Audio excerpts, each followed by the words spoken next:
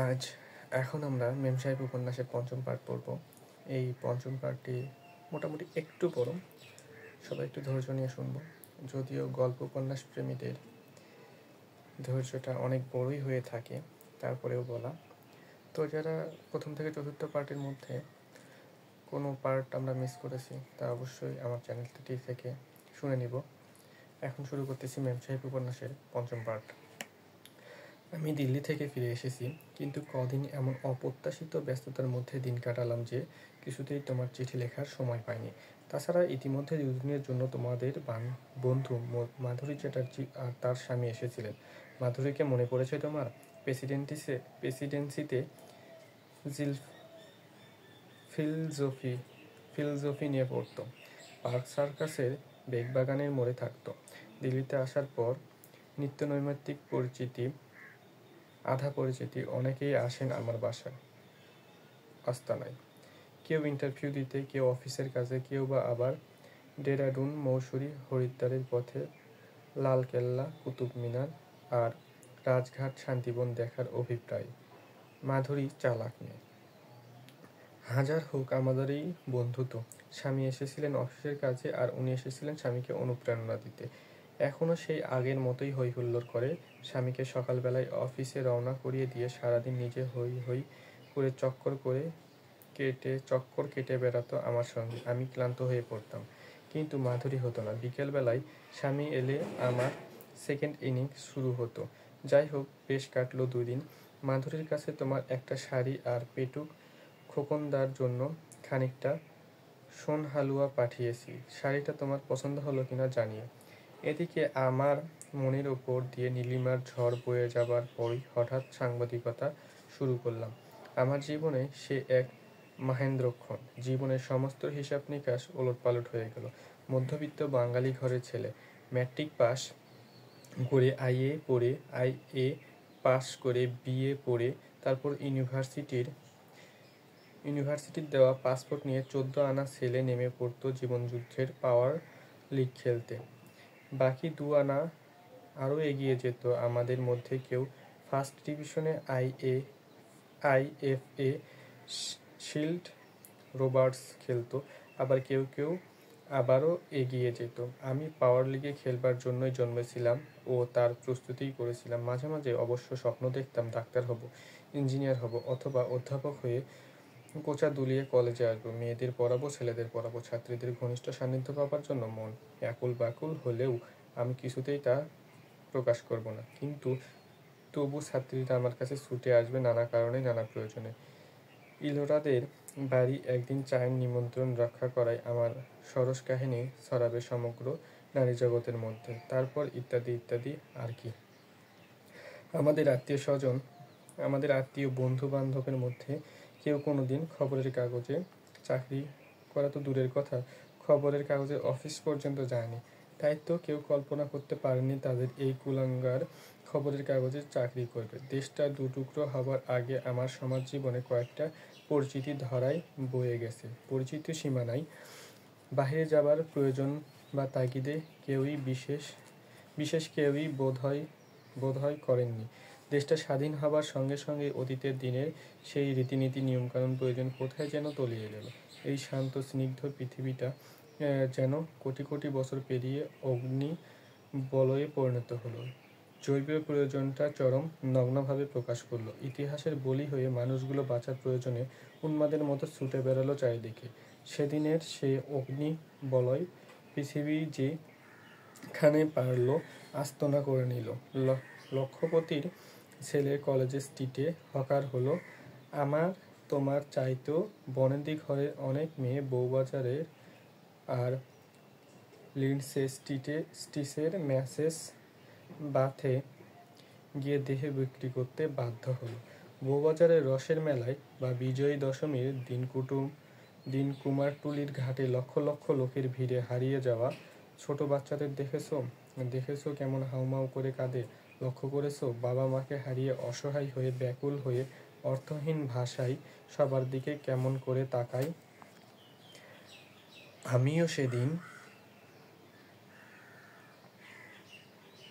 আমিও সেদিন এমনি করে অর্থহীন ভাষায় চারিদিকে তাকাচ্ছিলাম একটু ভবিষ্যতের আশায়। কোনটা ভালো, কোনটা মন্দ, কোনটা সহজ, কোনটা কঠিন তা ভাবনার সময় বা ক্ষমতা কোনোটাই সেদিন আমার ছিল না। তাই তো অপ্রত্যাশিতভাবে খবরের কাগজের রিপোর্টার হবার সুযোগ পেয়ে আমি আর দ্বিধা না করে এগিয়ে গেলাম। রামায়ণে পড়েছি সতীত্বের প্রমাণ দেবার জন্য নাকি সীতাকে অগ্নি পরীক্ষা দিতে হয়েছে। অগ্নি পরীক্ষায় উত্তীর্ণ হয়েও স্বামীর পাশে সীতার স্থান হয়নি। রাজর্ষিরা সন্তান সম্ভবা সীতাকে প্রিয়হীন, বন্ধুহীন, নিঃস্ব হয়ে গভীর অরণ্যে আশ্রয় নিতে হয়েছিল। জানদুলা বৌদি, আমার মাঝে মাঝেই মনে হয় সীতার গর্ভেই বোধ হয় বাঙালির পূর্বপুরুষের জন্ম। তা না হলে সমগ্র বাঙালি জাতটা এমন অভিশপ্ত কেন হলো? স্বাধীনতা সংগ্রামের জন্য চরম অগ্নি পরীক্ষা দেবার পরেও কেন তার রাহুমুক্তি হলো না? স্বাধীন সার্বভৌম ভারতবর্ষের নাগরিক হয়েও কেন তাদের চোখের জল পড়া বন্ধ হলো না? সত্যি দোলা বৌদি, সেদিনের কথা মনে হলে আজও শরীরটা শিউরে ওঠে, মাথাটা ঘুরে যায়, দৃষ্টিটা ঝাপসা হয়। সেই দুর্দিনের মধ্যেই আমি নতুন পথে যাত্রা শুরু করলাম। সকালবেলা টিউশনি দুটা ছাড়লাম না, কিন্তু বিকালে ছাত্র পড়ানো বন্ধ করলাম। দুপুরে কলেজ করে 3:30 কি 4টে বাজতেই নোট বই পেন্সিল নিয়ে চলে যেতাম সভা সমিতি কোনো প্রেস কনফারেন্সে, তারপর অফিস। রাত 12টা 1টা পর্যন্ত রোজই কাজ হতো। কোনো কোনো দিন আবার বাড়ি ফিরতে ফিরতে রাত 3টা 4টা হয়ে যেত। দিনের পর দিন, মাসের পর মাস, বছরের পর বছর এমনি করে চালিয়েছি। বিনিময়ে কি পেয়েছি? প্রথম বছর একটি পয়সাও পাইনি। নিজের টিউশনের রোজগার দিয়ে ট্রাম বাসের খরচ চালিয়েছি। পরের বছর থেকে মাসিক 10 টাকা রোজগার শুরু করলাম। ইতিমধ্যে বিজ্ঞানের সাধনার প্রথম পর্ব শেষ করলাম। পিতৃদেব ফতোয়া জারি করলেন, সাংবাদিকতার খেলা শেষ করে একটা রাস্তা ধর। সত্যি তখন অর্থনৈতিক অবস্থা এবং সামাজিক পরিস্থিতি এমন সংকটাপন্ন ছিল যে কিছু একটা না করলে চলছিল না। আমার বন্ধুবান্ধবরাও ওই একই সমস্যার সম্মুখীন হলো। সবাই উপলব্ধি করলো কিছু একটা করতে হবে, কিন্তু কি করতে হবে, কোথায় করতে হবে তা কেউই জানতো না। ডাক্তারি, ইঞ্জিনিয়ারিং পড়ার মতো রসদ কারোই ছিল না, তাই ওইদিকে কেউই পা বাড়ালো না। আর্মি রিক্রুটিং অফিস থেকে শুরু করে খিদিরপুর, ব্যারাকপুরের সমস্ত কলকারখানায় দরজায় ঘুরে ঘুরে বেড়ালাম একটা 50 টাকার অ্যাপ্রেন্টিসশিপের জন্য। জুটল না। তাই এবার বিজ্ঞান সাধনার ইস্তফা দিয়ে সাহিত্য সাধনা এবং সাংবাদিকতা নিয়েই পরবর্তী অধ্যায় শুরু করলাম। তোমাকে এত কথা লিখতাম না, তাছাড়া হয়তো কিছু কিছু তুমি শুনেছো বা জেনেছো, কিন্তু এই জন্যই এসব জানাচ্ছি যে আমার জীবনের কোনো বিশেষ পরিস্থিতিতে মেম সাহেবকে পেয়েছিলাম। তা না জানালে তুমি ঠিক গুরুত্বটা উপলব্ধি করতে পারবে না। যৌবনে প্রায় সব ছেলে মেয়েই প্রেমে পড়ে, এটা তাদের ধর্মকর্ম, প্রয়োজনও বটে কিছুটা। তাছাড়া শৈশব কৈশোরের পেরিয়ে পূর্ণতা লাভ করাটা এর চাইতে বড় প্রমাণ। কলেজের কমন রুমে বা থিয়েটারে গ্রিন রুমে অনেক প্রেমের কাহিনী আদি পর্ব রচিত, কিন্তু অধিকাংশ ক্ষেত্রেই মেয়াদ ক্ষণস্থায়ী।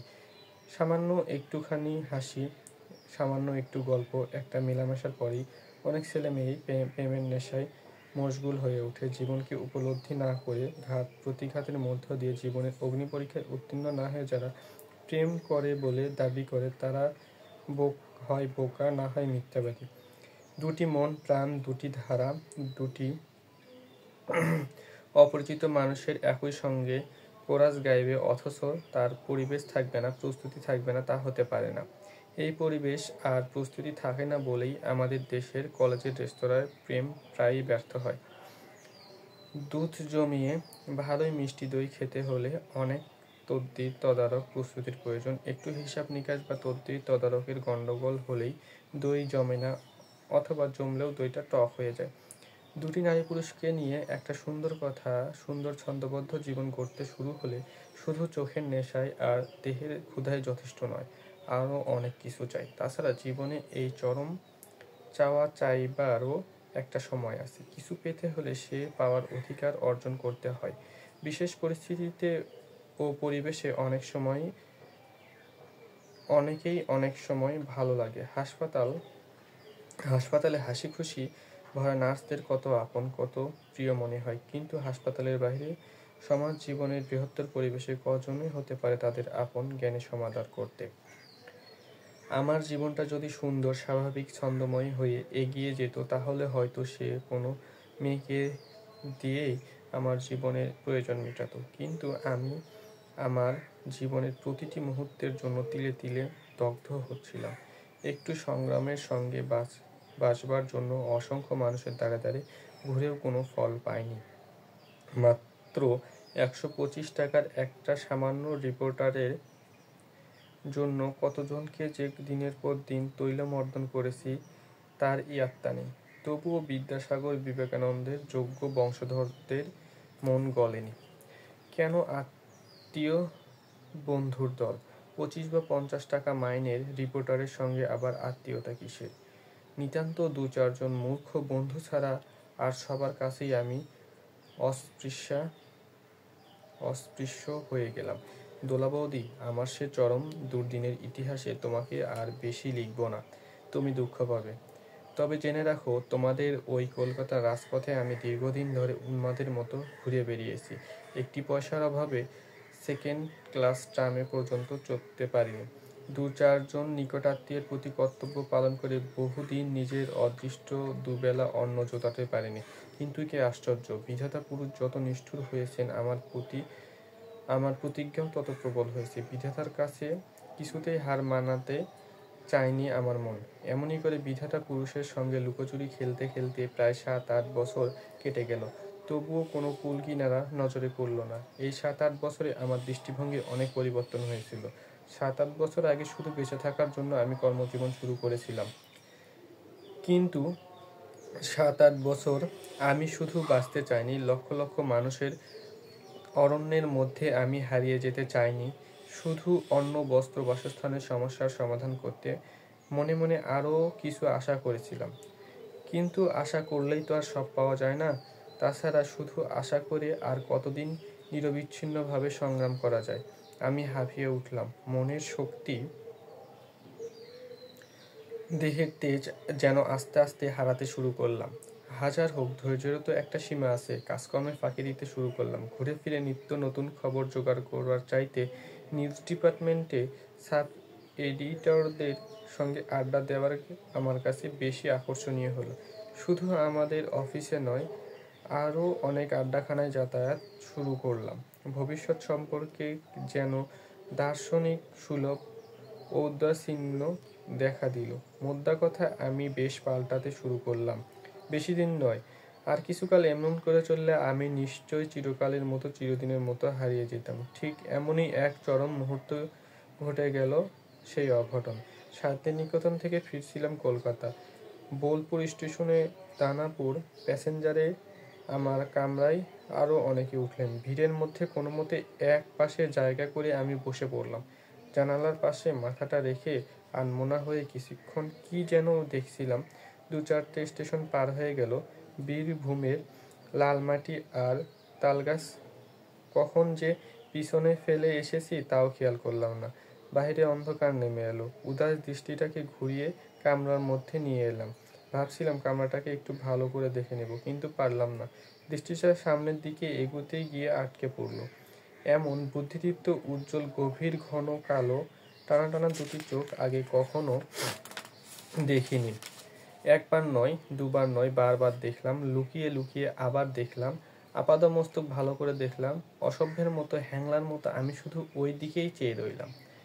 আমি যদি খোকনদার মতো সাহিত্যের ভালো ছাত্র হতাম, সংস্কৃত সাহিত্য পড়া থাকতো, তাহলে হয়তো কালিদাসের মেঘদূতের উত্তর মেঘ থেকে কোট করে বলতাম, তন্নিশ্যামা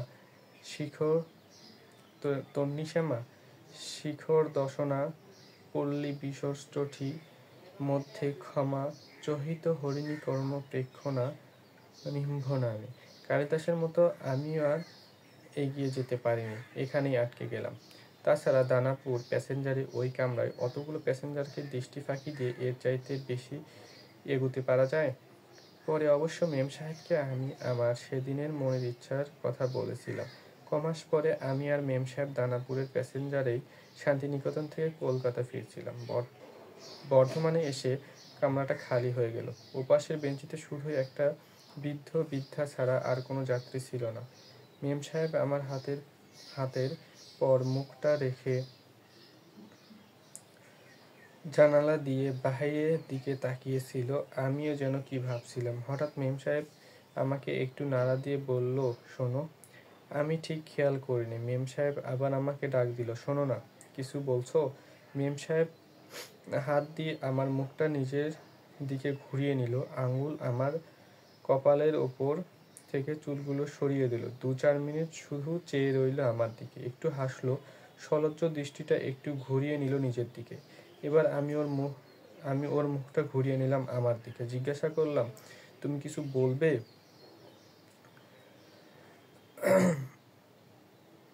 আমার দিকে তাকাতে পারল না। ট্রেনের কামরায় ওই স্বল্প আলোয় ঠিক বুঝতে পারলাম না, কিন্তু মনে হলো যেন লজ্জায় ওর মুখটা লাল হয়ে গেছে। দেখতে বেশ লাগছিল। 2-4 মিনিট আমি ওকে প্রাণ ভরে দেখে নিলাম। তারপর কানে কানে ফিসফিস করে বললাম, লজ্জা করেছো? মেম সাহেব জবাব দিল না, শুধু হাসলো। একটু পরে কানে কানে বলল, একটা কথা বলবো? বলো। প্রথম যেদিন তুমি আমাকে এমনি ট্রেনে যাবার সময় দেখেছিলে, সেদিন আমাকে তোমার ভালো লেগেছিল। মনে হয়েছিল তন্নি শ্যামা শিখর দশনা পক্ষ বিরোধ চটি মধ্যে ক্ষমা চকিত হরণী পেক্ষণা নিপতি শনি ভরা দল গমনা স্তোকসমনা স্তনাভাই যা তত্ত্ব স্যাদ্ধবেশে সৃষ্টির অভ্যব ধাতু। মেম সাহেব ঠাস করে আমার গালে একটা চড় মেরে বলল, অসভ্য কোথাকার। সি সি মেম সাহেব, তুমি আমাকে অসভ্য বললে? অসভ্য বলতে হলে কালিদাসকে অসভ্য বলো। আমি একটু থেমে জিজ্ঞাসা করলাম, তুমি রামায়ণ পড়েছো? কেন? এবার বুঝি রামায়ণের একটা কোটেশন শোনাবে? আগে আমার প্রশ্নের উত্তর দাও। পড়েছি। রামায়ণ না পড়লে তার অনুবাদ পড়েছো? মূল রামায়ণ না পড়লে তার অনুবাদ পড়েছো? মূল সংস্কৃত রামায়ণ পড়িনি, কিন্তু অনুবাদ পড়েছি। Very good. দণ্ডকারণ্যে সীতাকে প্রথম দেখার পর বা রাবণ কি বলেছিল জানো? সীতার রূপের তারিফ করেছিল। সীতার রূপের তারিফ করেছিল। সীতাকে দেখার পর রাবণ কি বলেছিল জানো? সীতার রূপের তারিফ করেছিল, কিন্তু ঠিক কি বলেছিল তা মনে নেই। বেশ তো, আমি মনে করিয়ে দিয়েছি। রাবণ সীতাকে বলেছিল, মেম সাহেব বাধা দিয়ে বলল, তোমায় আর শোনাতে হবে না। ঠিক লাইনগুলো মনে না থাকলেও আমি জানি রাবণ কী ধরনের সাংঘাতিক বর্ণনা করেছিল। একটু থেমে দৃষ্টিটা একবার ঘুরিয়ে নিয়ে আমার মুখের কাছে মুখটা এনে বলল, তুমিও তো এক রাবণ, ডাকাত কোথাকার। দিনে দুপুরে কলকাতা শহরের মধ্যে আমাকে চুরি করলে। যাকগে সেসব কথা। সেদিন শেষ পর্যন্ত ধরা পড়েছিলাম চুরি করতে। দেখতে দেখতে একবার ধরা পড়লাম।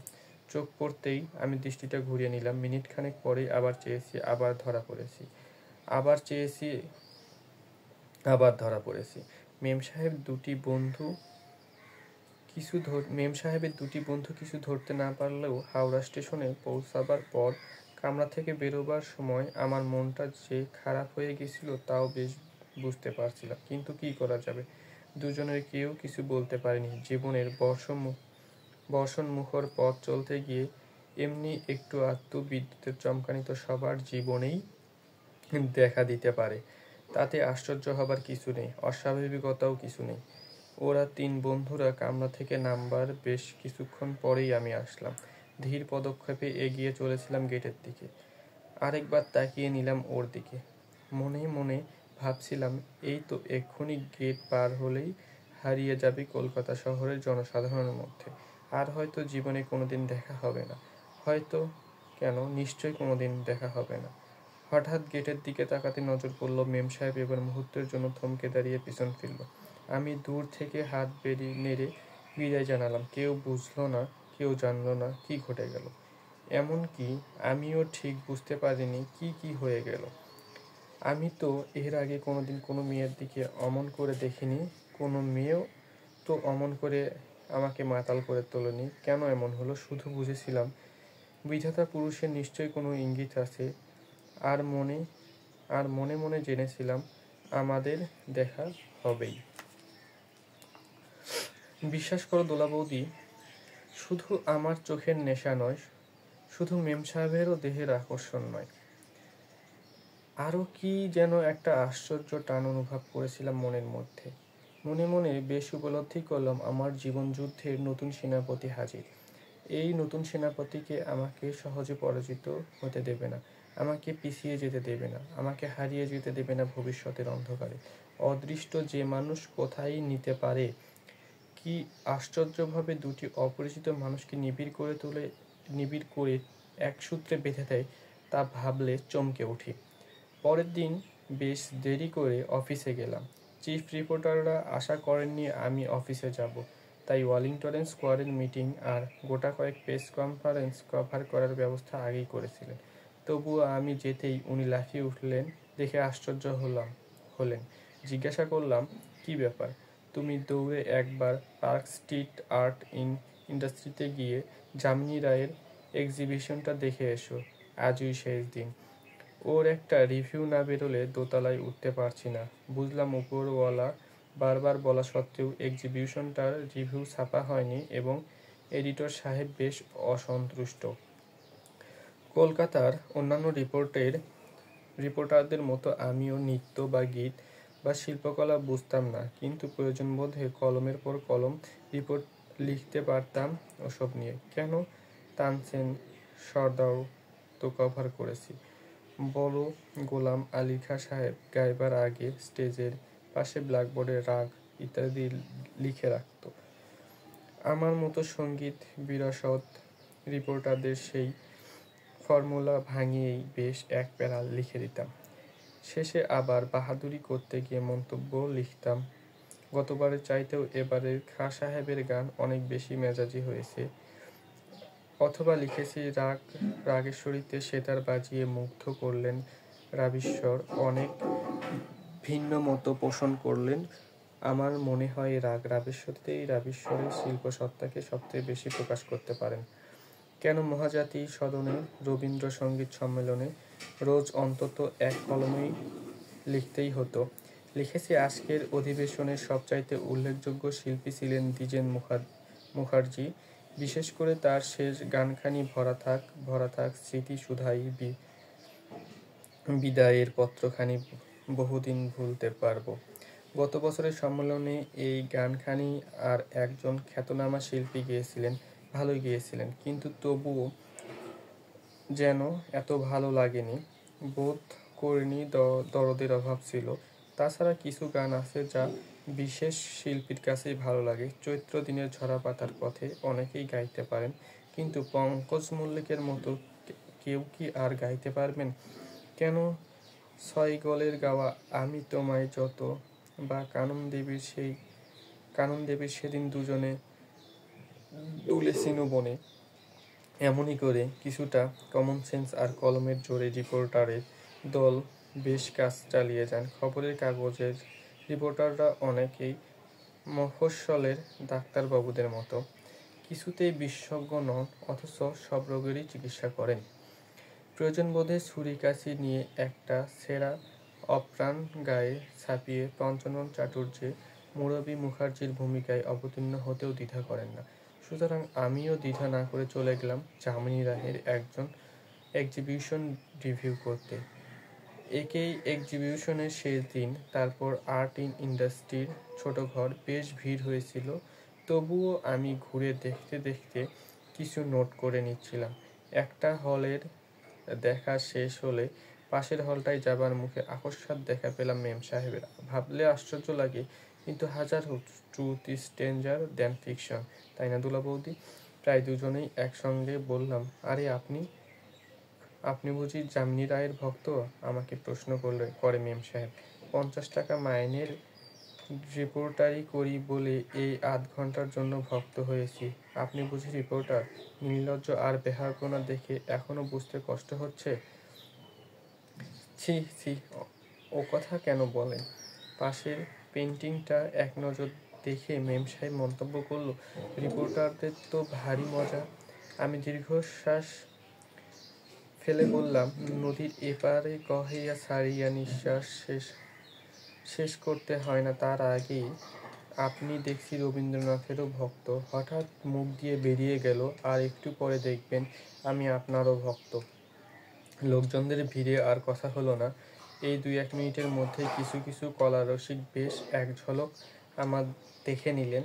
পাশের হলটা চটপটে ঘুরে দেখে নিয়ে আমরা দুজনেই একসঙ্গে বেরিয়ে এলাম। এখন প্রায় রাত 1:30 বাজে। তাই আজ আর লিখছি না, কালকে সকাল সকাল উঠতে হবে। 9টায় সময় প্রায়ই মিনিস্ট্রির মান্থলি প্রেস কনফারেন্স। সুতরাং তুমি বেশ বুঝতে পারছো কাল আমার সকালে দুর্ভোগ আছে। কাল তো তোমার দুজনেরই ছুটি। তোমরা নিশ্চয়ই এখনো ঘুমাওনি। বেশ কল্পনা করতে পারছি খোকনদা তোমার কোলের ওপর মাথা দিয়ে শুয়ে আছে আর তুমি ওই বিখ্যাত বেসুরে গলায় তাকে একটা প্রেমের গান শোনাচ্ছ, তাই না? এখানেই পঞ্চম পার্টের শেষ মেম সাহেব উপন্যাসের। আশা করি আপনাদের ভালো লেগেছে। যদি কোনো ভুল ত্রুটি হয় সেটা আমাকে ধরিয়ে দেবেন, আমি সংশোধনের চেষ্টা করব। আশা করি খুব তাড়াতাড়ি আপনাদের মাঝখানে মেম সাহেব উপন্যাসের 6 নম্বর পর্বটা নিয়ে আসব। আজকের মতো এখানেই বিদায়।